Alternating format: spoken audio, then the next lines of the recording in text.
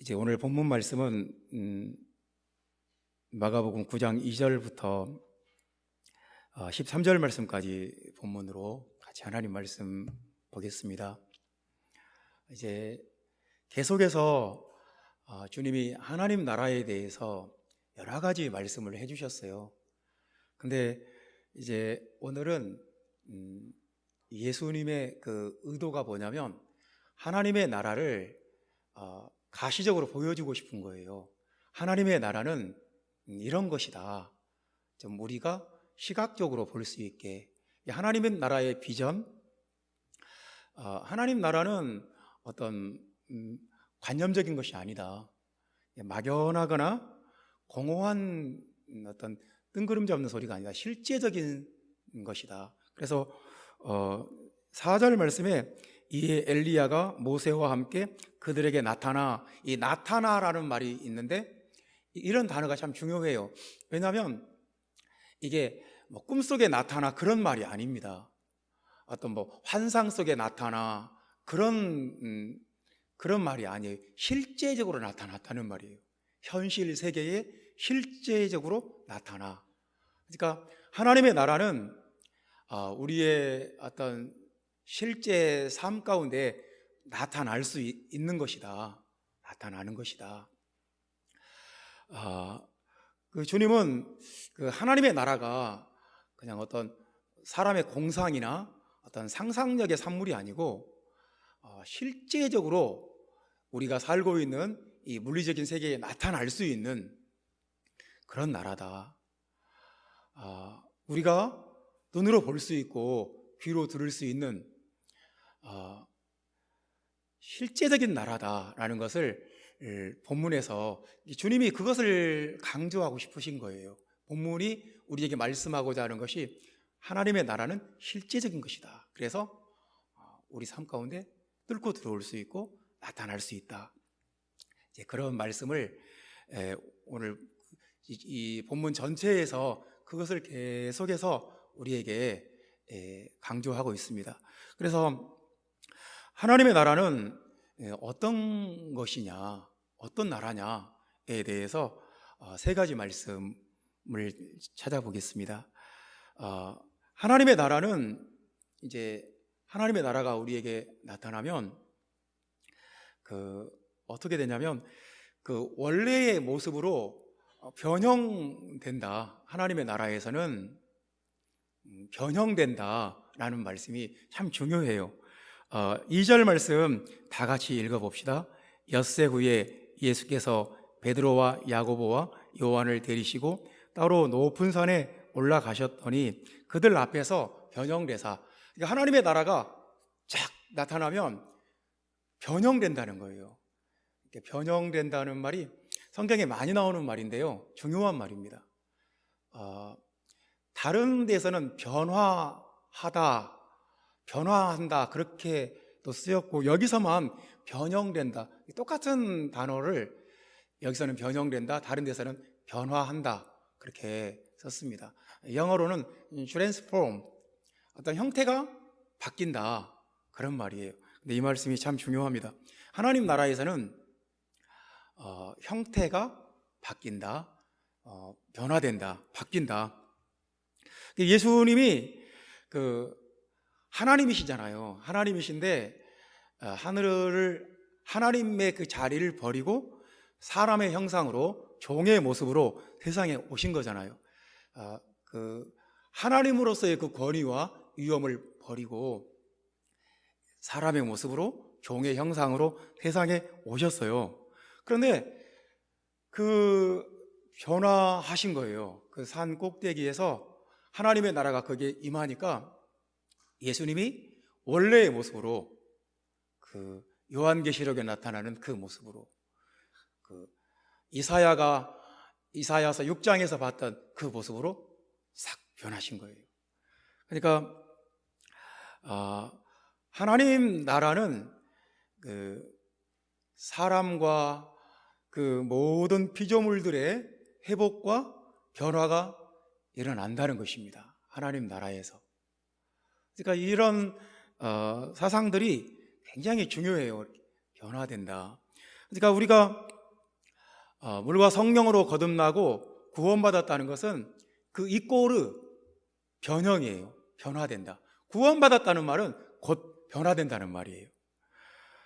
우리가 물과 성령으로 거듭났다는 것은 하나님 나라에 들어갔다는 것이고, 하나님 나라에 들어갔다는 것은 우리가 변화하기 시작했다는 거예요. 우리가 그러니까 이게 무슨 말이냐면, 여러분도 알다시피 우리가 온전하지 않잖아요. 우리가 세상에서 죄 가운데 태어나서 죄 가운데 살면서 많이 좀 하나님의 형상으로 받았는데 이런 우리의 모습들이 많이 왜곡되고 변질되고 좀 악해지기도 하고 좀 거짓되기도 하고 좀 앞과 뒤가 다르기도 하고, 이렇게 뭔가 온전하지 못하게 죄의 영향을 좀 받은 거잖아요. 그런데 주님께서 우리가 구원받으면 이제 그 모든 것들이 변화하기 시작한다는 거예요. 그래서 구원받으면 하나님의 나라에서는 이제 변화가 일어나는데 두 가지 변화가 있다고 말씀을 해요. 첫 번째는 마음의 변화가 일어난다. 하나님 나라에서는 사람의 마음의 변화가 일어난다. 참 마음의 변화가 일어나는 것보다 더 중요한 것은 없는 것 같아요. 그 어떤 것보다도 중요해요. 예수 믿고 마음이 변화됐다. 이건 그 사람이 성령 받고 구원받았다는 확실한 사인이에요. 이 사람 마음이 잘 안 바뀌거든요. 근데 우리가 마음이 변화됐다. 그 사람이 마음이 바뀌었어. 그러면 그 사람 존재 전체가 바뀐 거고 가장 어려운 부분이 바뀐 거예요. 그러니까 로마서 12장 2절 말씀에 너희는 이 세대를 본받지 말고 오직 마음을 새롭게 함으로 변화를 받아. 이 변화를 받아가 트랜스폼이에요. 트랜스폼. 그러니까 폼이라는 말이 두 번 나오는데 이 세대의 폼 안에 들어가지 말고 이 세상이 만들어 놓은 그 틀 안에 들어가지 말고 오직 마음을 새롭게 함으로 변화를 받아. 하나님이 만들어 놓은 새로운 하나님의 형상으로 새로운 폼으로 트랜스폼해라. 바뀌어져라. 그러니까 사람이 마음이 변화가 되는 거, 이것이 우리가 구원받고 나서 내가 하나님의 나라에 들어갔을 때 나타나는 첫 번째 단계예요. 첫 번째 일어나는 일이에요. 그러니까 내가 마음이 바뀌었다. 이것은 하나님 나라에 들어갔다는 확실한 증거입니다. 우리 마음은 다시 반복하는 것 같은데요, 죄나 어떤 상처로 인해서 성경에 보면 그래요. 쓴뿌리가 생기기도 하고, 이건 원한 같은 거예요. 마음속 깊이 뿌리 내린 증오심과 분노와 원한, 이런 것이 생길 수도 있고요. 또 아주 완고하고 강팍한 마음이 생길 수도 있고요. 또 우리 마음속에 아주 견고한 사단이 자기가 우리 마음에 어떤 요새를 딱 세워놓는 거예요. 우리 생각들을 딱 왜곡시켜가지고 우리의 생각들을 이용해서 자신들이 활동하기 좋은 아주 강고한 요새를 만들어 놓은 거. 우리 생각 속에, 우리 마음 속에 그런 일들이 다 일어나요. 쓴뿌리, 견고한 완고함, 강팍함, 이런 것들이 다 일어나요. 그런데 하나님의 나라에 들어가면 그런 악하고 그런 변질되고 그런 이상해진 모습들이 전부 다 치유되고 회복되는 역사가 일어난다는 것입니다. 그래서 원래 하나님께서 우리를 창조하실 때 그런 모습으로 자꾸 변화돼 가고 예수 그리스도의 형상을 자꾸 닮아가고 그렇게 달라진다는 거예요. 그러니까 이제 우리가 예수 믿고 하나님 나라에 들어갔다 그러면 당연히 우리 마음에 변화가 일어나야 됩니다. 나는 예수 믿는데 내 마음이 잘 안 변한다. 그것은 뭐가 지금 문제가 있는 거예요. 그러니까 데살로니가 전서 5장 5절 말씀 보면 아주 광채나고 빛나는 마음을 가진다고 말씀을 합니다. 오늘 본문에도 보면 예수님이 변형되셨는데 변형되셨을 때 어떻게 되셨냐면 그 옷이 광채가 나며 세상에서 빨래하는 자가 그렇게 희게 할 수 없을 만큼 매우 휘어졌더라. 광채가 나고 빛이 났다고 그랬어요. 그게 뭐냐면 우리가 사람의 마음은 그렇게 광채가 날 수 있고요, 사람의 마음은 아주 휘어질 수 있어요. 그러니까 마음이 그렇게 중요해요. 사람이 아무리 겉으로 아주 깔끔하게 옷을 차려입고 아주 깔끔하게 차려입었어도 입에서 막 거칠고 막 분노와 막 욕설을 막 퍼붓고 막 악한 말을 막, 그러면 그 사람에게서 광채가 나겠습니까? 그 사람이 겉보기에는 그냥 이렇게 허름하고 별로 볼품이 없는 것 같은데 그 사람 마음이 광채가 날 수가 있어요. 그러니까 광채가 난다는 것은 마음에서 나는 거예요. 로마서 13장 12절에는 이런 말씀도 있습니다. 어둠의 옷을 벗고 세상에서 그 음란과 부정과 악독함과 원수 맺는 것과 그런 모든 그 어두운 옷을 벗고 빛의 갑옷을 입자, 그렇게 말해요. 광채 나는 옷을 입자. 그 광채 나는 옷이 우리 마음이에요, 마음. 그러니까 우리 마음이 하나님 나라에 들어가면 빛이 나요, 빛이. 광채가 나요. 사람이 우리가 왜 다 어린 아이들을 좋습니까? 좋아합니까? 우리 교회에서 어린 아이들이 있으면 굉장히 우리가 좋아하잖아요. 예뻐하고. 왜 그러냐면 어린 아이들은 아직 때가 덜 탔어요. 마음이 순수해요. 그러니까 우리가 아이들 보면 마음이 기쁘고 반가운 거예요. 그 아이들 마음속에서 나는 그 광채를 느끼니까 우리가 좋은 거예요. 그래서 예수님도 그러셨어요. 너희가 마음이 어린아이와 같지 않으면 하나님 나라에 들어올 수 없다고. 어린아이와 같이 그렇게 마음이 순수해지고 그렇게 착하고 그렇게 빛나는 마음을 갖지 않으면 하나님 나라에 들어올 수 없다고.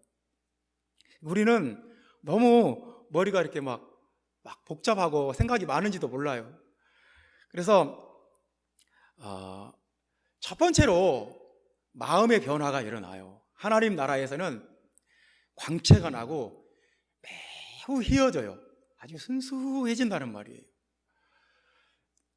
두 번째는 어떤 변화가 일어나냐면, 이제 두 번째 변화는 하나님 나라에서 일어나는 두 번째 변화는 육체의 변화가 일어난다고 말씀을 해요. 그래서 이 말씀도 굉장히 중요합니다. 고린도전서 15장 44절 말씀에 육의 몸으로 심고 신령한 몸으로 다시 살아나나니, 그렇게 이제는 마음의 문제가 아니에요. 이제 마음은 이미 변화가 됐고 그 다음에 몸도 변화가 돼요. 그래서 육의 몸이 있은즉 영의 몸도 있느니라.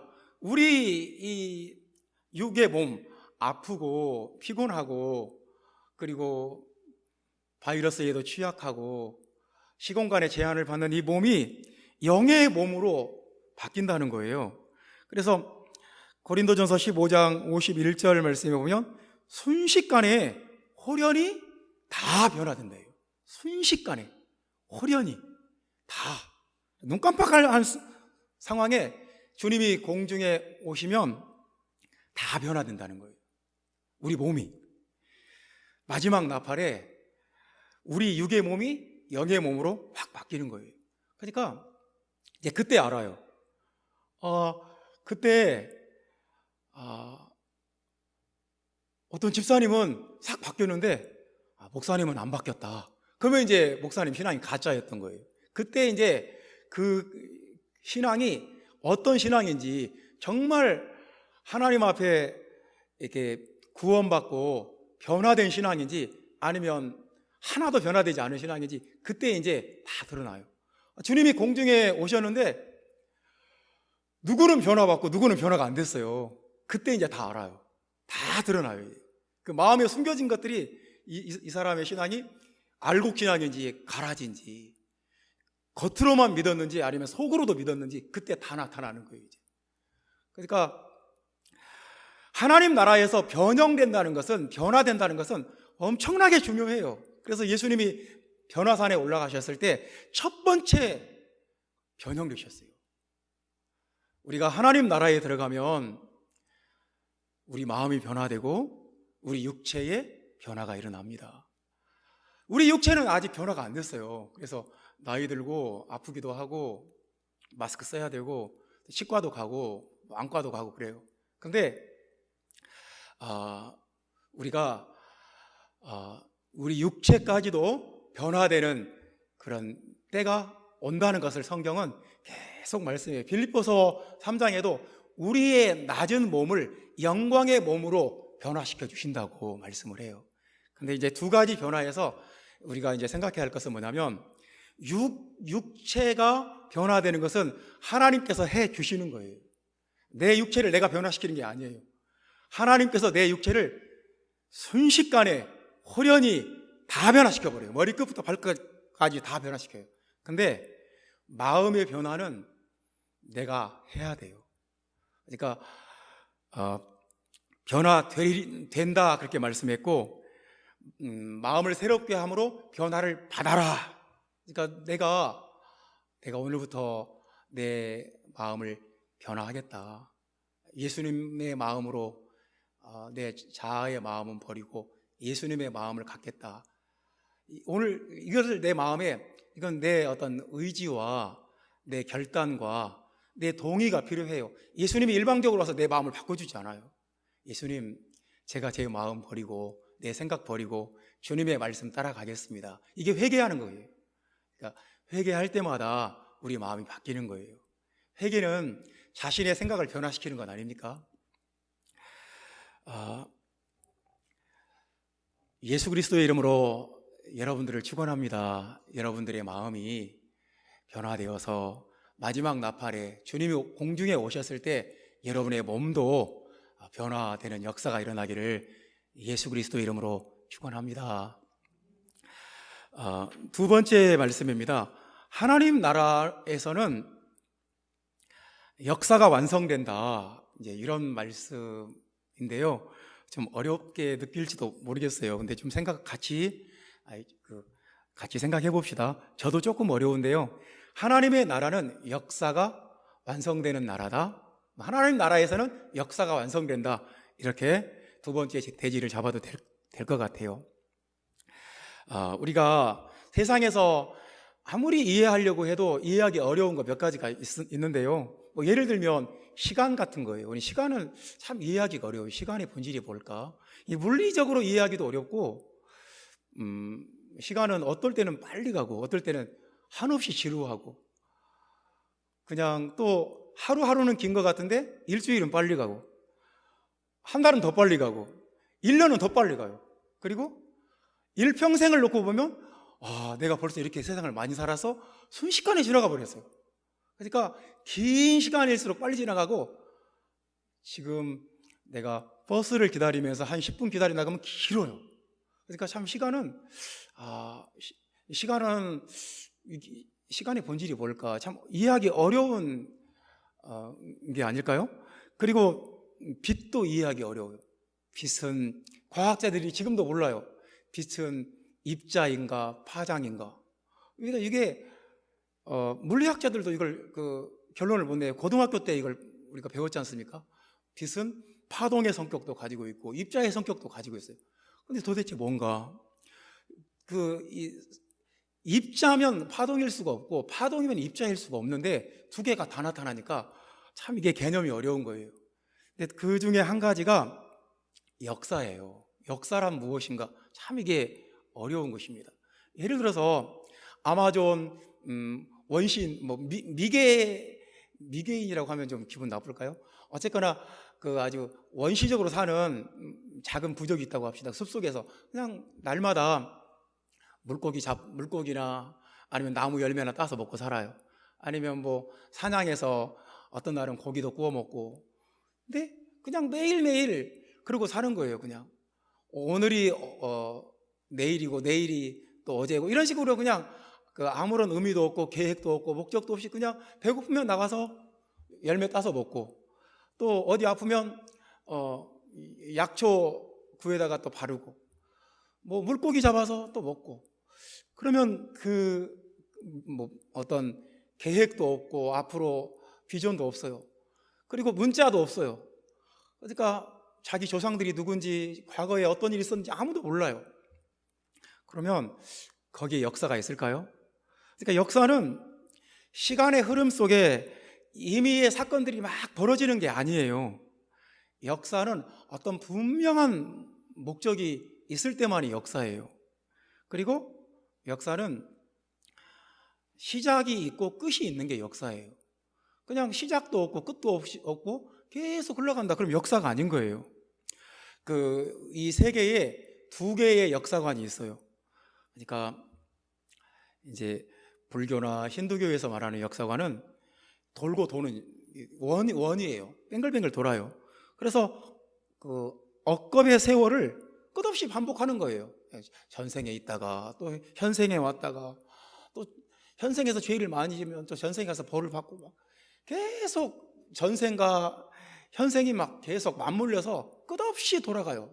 아무런 시작과 끝이 없어요. 근데 성경이 말하는 역사와는 정반대입니다. 직선이에요. 분명히 시작할 때가 있고 끝이 있어요. 하나님의 구속사에 시작이 있고 완성이 있어요. 성취가 있어요. 창세기가 있으면 요한계시록이 있고, 창조가 있으면 종말이 있어요. 알파가 있으면 오메가가 있고. 그래서 성경에 알파와 오메가, 시작과 끝 이런 말이 계속 많이 나오잖아요. 성경의 역사관은 직선이에요. 분명히 세상 역사에 시작이 있었고 끝이 있다, 그렇게 말씀을 합니다. 근데 이제 본문으로 들어가 봅시다. 4절에 보면, 4절 다 같이 읽어봅시다. 이에 엘리야가 모세와 함께 그들에게 나타나 예수와 더불어 말하거늘. 엘리야와 모세가 나왔는데요. 이제 엘리야와 모세는 구약을 대표하는 인물들이에요. 그러니까 모세 그러면 토라, 율법을 대표하는 사람이고, 엘리야 그러면 예언자를 대표해요. 선지자를 대표해요. 예언, 선지자를 대표해요. 그러니까 율법과 선지자 그러면 구약 전체를 말하는 거예요. 그냥 관용어예요. 성경에 관용어가 많이 나오잖아요. 이스라엘 영토 전체를 말할 때는 단에서부터 브엘세바까지. 그러면 이스라엘 맨 북쪽 끝이 단이고 이스라엘 남단이 브엘세바예요. 그러니까 관용어죠. 이스라엘 영토 전체를 말하는 거예요. 12지파 전체를 말하는 거예요. 근데 율법과 선지자 그러면 구약 성경 전체를 이렇게 이 한마디로 표현해요. 신약 때에 와서는 이게 바뀝니다. 율법과 선지자가 아니라 사도와 선지자 이렇게 바뀌어요. 에베소서 2장 20절 말씀에 보면 신구약 전체를 사도와 선지자. 그러니까 엘리야와 모세가 나타나서 예수님과 더불어 말했다. 이제 이 말이 무엇을 말하냐면, 구약에 모세가 받은 언약과 엘리야가 선포한 예언, 모든 선지자가 한 예언, 모세가 받은 언약, 이 모든 것들이 지금 성취될 것을 얘기하고 있다는 거예요. 예수님과 더불어 이야기했다, 의논했다. 그래서 그때 무슨 주제의 이야기를 했을까? 이 지금 예수님의 이 변화산 사건이 마태복음, 누가복음, 요한복음, 마가복음 세 군데 공관복음에 나오는데, 누가복음에서는 신기하게 그때 어떤 주제로 얘기를 했는지가 나와요. 예수의 죽음에 대해서 얘기했다. 예수님의 죽으심에 대해서 그것을 주제로 의논했다, 얘기했다 그렇게 나옵니다. 그래서 이제 모세와 엘리야가 나타나서 예수님하고 그 이야기를 하는 거예요. 이제 예수님이 여기서부터 예루살렘으로 이제 올라가요. 이렇게 지금 이 상황은 헤르몬산, 그러니까 이스라엘 가장 북쪽 끝터리에서 이제 예루살렘 남쪽으로 내려가시는 거예요. 십자가 지시려. 그러니까 그 이야기를 하는 거예요. 여기서 예수님이 무슨 얘기를 했는지 본문에도 조금 근거가 나오는데 9절에 보면 인자가 죽은 자 가운데서 살아날 때까지는 예수님의 부활에 대한 얘기를 제자들에게 해요. 그리고 제자들도 그들이 이 말씀을 마음에 두며 서로 문의하되 죽은 자 가운데서 살아나는 것이 무엇일까? 그러니까 지금 그 엘리야와 모세와 했던 그 화제가 제자들하고도 계속 이어지는 거예요. 그래서 죽음과 장사와 부활에 대해서 이 얘기했구나 하는 것을 우리가 본문에서 이제 유추하는 거예요. 그 주제의 이야기를 했구나. 이제 누가복음에서는 예수님의 죽음에 대해서만 딱 암시를 줬고 제자들하고 예수님이 또 바로 했던 얘기들을 통해서 우리가 이제 이 퍼즐을 맞춰볼 수 있는 거예요. 죽으심과 장사되심과 부활하심에 대한 이야기를 했구나. 근데 이 주님의 죽음과 장사와 부활이 성경의 모든 언약의 성취고 모든 예언의 성취고 곧 이것은 뭐냐면 역사의 완성이라는 거예요. 그러니까 예수님의 죽으심과 장사와 부활은 구속사의 완성이에요. 성경이 말하는 인류 구원의 어떤 결정이고 역사의 완성이에요. 그러니까 하나님 나라는 어떤 곳이냐? 역사가 완성되는 곳이다. 하나님 나라에서는 역사가 완성된다. 이 창세기에부터 시작된 그 하나님의 역사가 이제 완성된다. 하나님 나라에서. 그러니까 우리가 하나님의 나라를 기다리지 않을 수가 없고, 우리가 하나님의 나라를 사모하지 않을 수가 없고, 우리가 하나님의 나라를 붙잡지 않을 수가 없는 거예요. 그래서 지금은 이제 주님의 죽으심과 장사되심과 부활은 역사의 완성이에요. 구속사의 클라이막스예요. 그래서 이제 그것은 무슨 말이냐면 이제 역사가 완성되었다는 것은 새로운 시대가 시작되었다 그 말이에요. 새로운 시대가 시작되었다.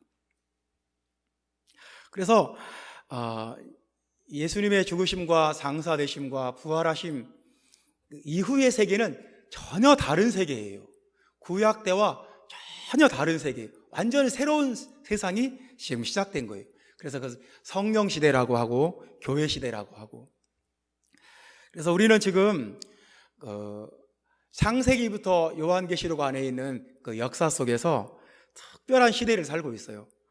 그 이사야서 49장 8절에는 이런 예언의 말씀이 있어요. 은혜의 때와 구원의 날이 온다. 은혜의 때와 구원의 날이 온다. 근데 그 고린도후서 6장 2절에 사도 바울이 그 예언을 그대로 가지고 인용을 해요. 보라, 지금은 은혜 받을 만한 때고 보라, 지금은 구원의 날이다. 그러니까 이사야가 예수님 오시기 전 한 500년 전에 했던 그 예언이 지금 우리 시대에 성취되었다는 거예요. 우리는 지금 역사가 완성된 하나님의 나라가 뚫고 들어오는 그런 시대에, 그런 세상에 살고 있다는 거예요. 예수님이 누가복음 10장 24절에 이렇게 말씀하셨어요. 내가 너희에게 말하노니 많은 선지자와 임금이 너희가 보는 바를 보고자 하였으되 보지 못하였으며 너희가 듣는 바를 듣고자 하였으되 듣지 못하였느니라. 그러니까 구약 때 우리의 믿음의 조상들은 우리가 이 거듭남의 복음을 듣고 성령 받고 어떤 죄사함 받고 이 구원받는 이 구원을 굉장히 멀리서 기다리고 사모하고 환영했어요. 근데 그분들은 그것을 받지를 못했어요. 근데 그분들이 멀리서 그 기다리던 것들의 성취를 우리가 받은 거예요. 봄에 농부가 땅에 씨를 뿌려놓고 가을을 기다리는 것처럼 구약 때 성도들은 하나님의 이 구원의 은혜의 날과 구원의 때를 간절히 기다렸던 거예요. 근데 그것을 멀리서 보고 환영했어요. 사모했어요. 근데 그것이 우리에게 온 거예요. 그러니까 예수님도 그렇게 말씀하신 거잖아요. 많은 선지자와 많은 임금이 우리가 보는 이 구원을 보기를 원했지만 못 봤고, 듣기를 원했지만 듣지 못했다. 그러니까 우리가 지금 얼마나 주님의 죽으심과 상사되심과 부활하심 이후에 오는 이 은혜의 시기, 이 구원의 날에 살고 있다는 것을 우리가 잊어버리면 안 돼요. 역사가 완성되는 그 시기에, 하나님의 나라가 지금 임하는 이 시기에 우리가 살고 있는 거예요. 하나님의 나라가 완전히 뚫고 들어오는 이 시기에 우리가 살고 있는 거예요. 그러니까 얼마나 우리가 지금 좋은 시대에 살고 있는 거예요. 옛날에 춘궁기가 있었어요. 춘궁기. 뭐냐면 봄에 배고픈 시기. 그래서 저는 어렸을 때 그런 얘기를 막 들었어요. 우리 누나들이 어렸을 때는 막 온 동네가 다 먹을 게 없는 거예요. 산에 가서 나무 껍질을 벗겨다가 그 나무 껍질을 절구통에 찧어서 어떻게 떡을 만들 수가 있대요. 그래서 그런 걸 먹었다는 거예요. 저는 기억이 안 나는데, 그러니까 그 배고픈 시기가 있고, 근데 이제 가을에는 들에 가도 먹을 게 있고 산에 가도 먹을 게 있고 그냥 먹을 거 천지인 거예요. 그러니까 가을이 얼마나 좋은 시기였겠어요. 그래서 더도 말고 덜도 말고 한가위만 같아라 막 그런 거잖아요. 그러니까 우리는 지금 영적으로 굉장히 풍요로운 그런 시기에 살고 있어요. 영적으로 막 배고프고 막 굶주리고 목마르고 그런 시기가 아니라 언제든지 원하기만 하면 하나님의 은혜가 쏟아지는 시대, 언제든지 내가 방언으로 막 기도할 수 있고, 언제든지 하나님의 임재 속에 충만하게 들어갈 수 있고, 내가 원하면 언제든지 주님의 그 은혜의 보좌 앞에, 지성소 앞에 들어갈 수 있는 그런 시대에 살고 있는 거예요. 옛날에는 대속죄일 날 대제사장만 1년에 딱 한 번 그 은혜의 보좌 앞에, 그 주님의 임재 속에 딱 한 번만 들어갈 수 있었어요. 근데 지금은 누구나 언제든지 주님의 은혜 속에 풍덩 들어갈 수가 있어요. 충만하게 들어갈 수 있어요.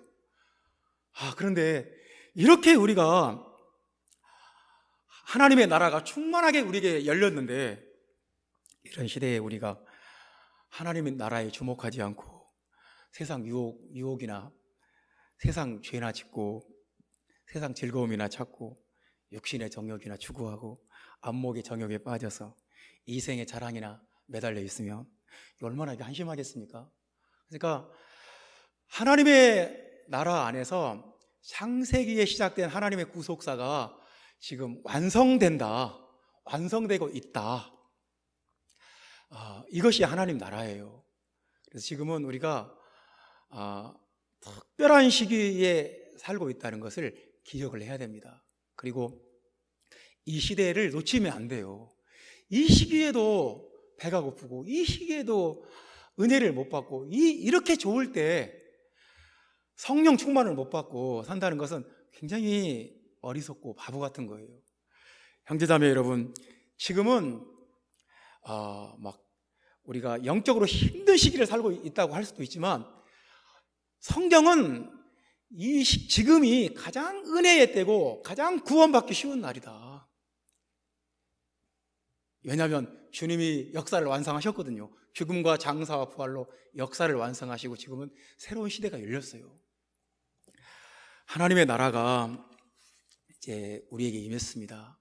그러므로 주님의 그 말씀과 성령 안에서 그 완성된 역사 속에서 우리의 구원도 완성되기를 주님의 이름으로 축원합니다.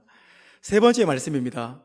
하나님의 나라는 하나님의 임재와 영광이 우리를 덮는다. 하나님의 나라는 무엇인가가 우리를 덮어버려요. 이제 우리 7절 말씀 다 같이 봅시다. 마침 구름이 와서 그들을 덮으며 구름 속에서 소리가 나되 이는 내 사랑하는 아들이니 너희는 그의 말을 들으라 하는지라.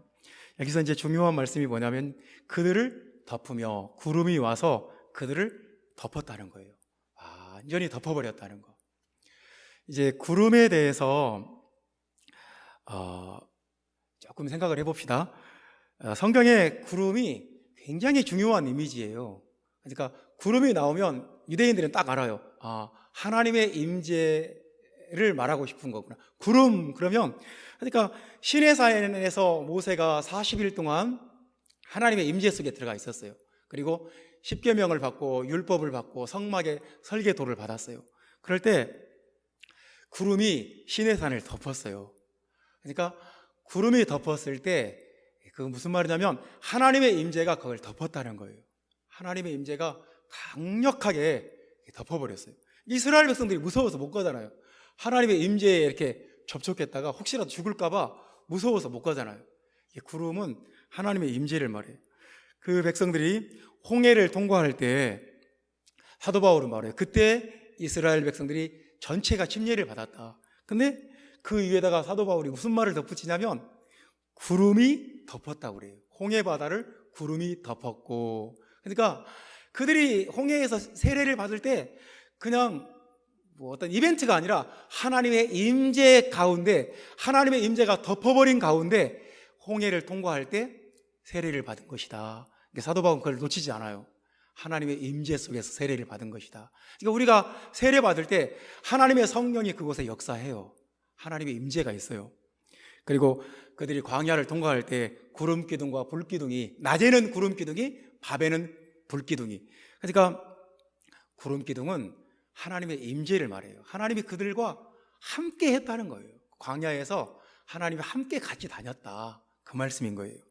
솔로몬이 성전을 이렇게 건축하고 하나님 앞에 헌당 예배를 드릴 때 구름이 덮어버렸다고 그랬어요.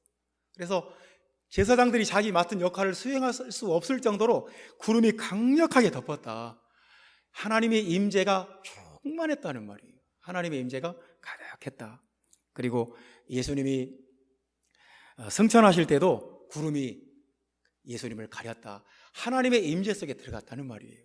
그리고 재림 하실 때도 구름 타고 오신다. 구름 타고, 우리가 구름 속으로 들려, 이런 것들이 다 하나님의 임재를, 성경적인 문법, 성경적인 이 표현에 대해서 우리가 익숙해져야 돼요. 그러니까 성경을 쓰는 분들이나 성경을 읽는 분들이나 다 이 당시에 구름 하면 하나님의 임재인 거예요. 하나님의 임재가 그들을 덮었다. 구속사의 중요한 순간들에는 꼭 구름이 와서 다 덮어버려요. 그래서 본문에도 마침 구름이 와서 그들을 덮으며 하나님의 임재와 영광이 그 사람들을 완전히 덮어버렸어요. 이것이 하나님 나라예요. 하나님의 임재가 확 덮어버렸는데 거기에 마귀가 틈탈 수 없고, 거기에 염려와 두려움과 불안이 어디 있고, 걱정이 어디 있고, 마음에 힘든 것들이 어디 있고, 뭐 어떤 그 악한 마귀도 틈탈 수가 없어요. 2020년도에 크리스찬들이 성경 앱에서 이제 가장 많이 찾은 성경 구절이 있어요. 이제 이것을 이제 빅데이터로 이제 통계를 낸 것 같아요. 그래서 신구약 전체에서 어떤 구절을 2020년도에 가장 많이 찾고 밑줄을 긋고 또 공유를 하고 했나 봤더니 빌립보서 4장에 아무것도 염려하지 말고 오직 모든 일에 기도와 간구로 너희 구할 것을 감사함으로 하나님께 아뢰라, 그 말씀이라는 거예요. 염려하지 말고. 그러니까 다들 마음에 염려되고 마음에 힘든 것들이 다 있는 거예요. 걱정되고 불안하고 근심되는 것들이 다 있는 거예요. 주님의 임재 속에 들어가면 하나님의 나라는 구름이 덮어버리는 거예요. 하나님의 그 임재 속에 우리가 충만하게 들어가면 우리 마음속에 염려와 두려움과 불안, 걱정, 근심 다 사라져요. 그러니까 우리 마음에 이 힘든 것들을 내려놓는 유일한 방법이 그 임재 속에 들어가는 거예요. 하나님의 임재가 나를 덮어버리면. 우리는 항상 경험하지 않습니까? 우리가 마음이 무겁고 힘들 때 찬양하고 그리고 기도하는 시간 가지면 마음이 후련해지고 마음에 그 있었던 것들이 싹 사라지잖아요. 그러니까 하나님의 나라는 그 하나님의 강력한 임재가 그 성령의 기름 부음이 나를 덮어버리는 거예요. 얼마나 이게 얼마나 좋은 일이겠습니까? 그러니까 세상 사람들이 이것을 어떻게 알겠어요? 우리가 누리는 이 하나님의 임재와 그 하나님의 기름 부음을 이걸 어떻게 알겠어요? 이 영적인 체험들을 어떻게 알겠어요? 우리 마음에 가장 간절한 소망과 간절한 열망이 무엇입니까? 하나님의 임재 속에 들어가는 것 아닙니까? 하나님의 그 임재 가운데 하나님의 기름 부음 가운데 들어가면 잠깐 들어가도 얼마나 좋아요. 우리에게 최고의 경험이 뭐예요? 우리가 막 어디 가서 호텔 뷔페를 먹었다. 그것도 좋은 경험이고 어디 정말 기가 막히게 아름다운 경치를 봤다. 그것도 좋은 경험이에요. 근데 그 모든 것보다 최고의 경험은 하나님의 임재 속에 들어가는 거예요. 구름이 나를 덮어버리는 거예요. 얼마든지 지금 우리가 하나님의 임재 속에 들어갈 수 있는 그런 시대에 하나님의 나라가 임했다는 것이 그런 말이에요. 세상에는 우리를 불안하게 하는 거, 걱정되게 만드는 거, 힘들게 하는 거, 짜증나게 하는 거, 우리를 막 공황 상태로 몰아가는 것들이 얼마나 많아요. 그런 것들을 막 우리가 막 미치지 않습니까? 저희 형수가 약국을 하는데 그렇게 요즘 젊은 아이들이 정신과 처방을 많이 받아간대요. 그러니까 보면 되게 착하게 생기고 선하게 생긴 아이들이 그렇게 정신과 약을 처방을 많이 받아간다는 거예요. 그러니까 마음이 아프다는 거예요. 이 코로나 시기에 더 그런 것 같다고. 그러니까 젊은 아이들이나 나이가 든 사람들은 누구나 마음이 힘들어요. 힘들고 두렵고 불안하고 고통스러워요. 사는 거 하루하루가 쉽게 넘어가는 날이 별로 없어요. 근데 우리의 유일한 피난처가 예수 그리스도 안에 있는 그 임재예요. 예수 그리스도 안에 있는 구름이 덮어버리는 거예요. 주님의 그 하나님의 임재가 나를 덮어버리는 거예요. 구름이.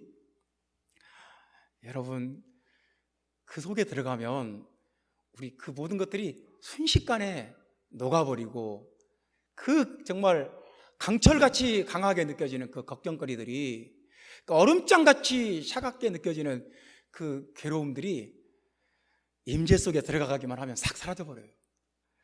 구름이 우리를 덮어버리는 곳이 하나님의 나라입니다. 근데 베드로가 그 하나님의 임재와 그것이 얼마나 좋은지 잠깐 하나님 나라를 체험하니까 너무너무 좋은 거예요. 그래서 베드로가 그러잖아요. 여기 있는 것이 좋사오니 여기에 초막 셋을 짓겠다고. 초막 셋을 짓고 여기 계속 머물고 싶다고. 원래 그 당시가 초막절이었어요. 그래서 이스라엘 모든 사람들이 초막절을 기념하기 위해서 그 바깥에 천막 같은 것을 짓고 거기서 일주일간 살아야 돼요. 예수님 여기다가 지금 초막절이니까 초막 셋을 짓고 일주일간만 딱 이 시간을 멈춰놓고 싶습니다. 이 하나님 나라에 들어가서 나가고 싶지 않습니다.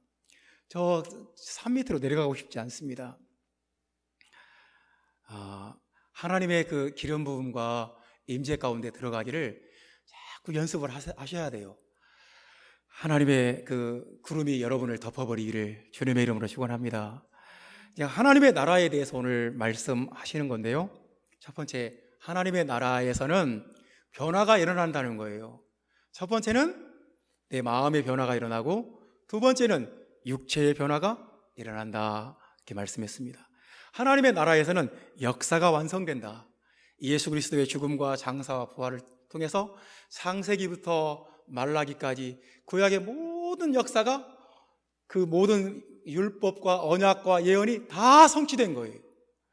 그래서 이제 우리는 구약 사람들이 그렇게 그리워하고 사모했고 환영했던 그 은혜의 시기를 살고 있고 구원의 때에 살고 있는 거예요. 이걸 우리가 놓치면 안 되는 거죠. 하나님의 나라는 하나님의 구름이 덮어버리는 거예요. 그래서 우리가 세상에 살지만 세상 가운데 살면서도 우리가 하나님의 나라에 속해 있는 거예요. 하나님의 영광의 구름이 여러분들을 덮어버리기를 주님의 이름으로 축원합니다. 기도하겠습니다.